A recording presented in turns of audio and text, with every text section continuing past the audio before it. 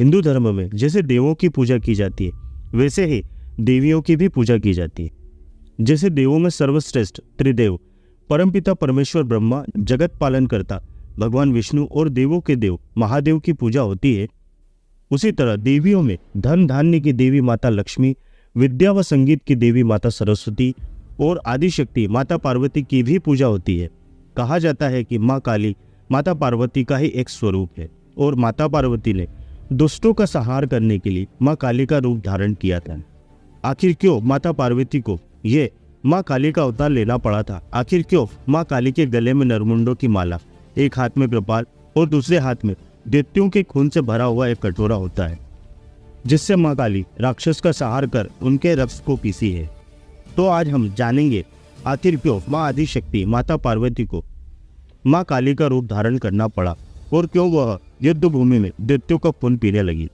हिंदू पौराणिक कथाओं में स्कंद पुराण और देवी सप्तसती की कथा के अनुसार उस काल में संकुश हीरा नामक एक अत्यंत ही क्रूर बलशाली दैत्य हुआ करता था। उसका पुत्र अस्थिचूरण मनुष्यों की हड्डियों को चबाया करता था। वो मनुष्यों की हड्डियों के साथ साथ जब देवताओं पर भी प्रहार करने लगा था, तब देवताओं ने उसके अत्याचारों से परेशान होकर उसका अंत कर डाला। और उसी काल में एक रक्तबीज नाम का दैत्य हुआ करता था।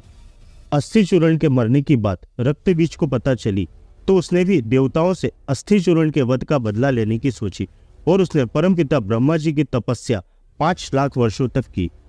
तब उसकी तपस्या से प्रसन्न होकर ब्रह्मा जी ने उसे दर्शन दिए और वरदान मांगने को कहा।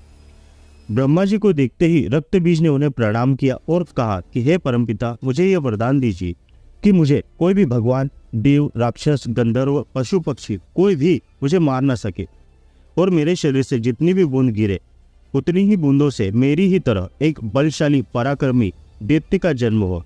ब्रह्मा जी ने रक्तबीज से कहा, हे रक्तबीज, तुम्हारी मृत्यु किसी पुरुष द्वारा नहीं होगी, लेकिन कोई स्त्री तुम्हारा वध जरूर कर सकती है। इतना कहकर ब्रह्मा जी तथास्तु बोलकर अंतर्ध्यान हो गए।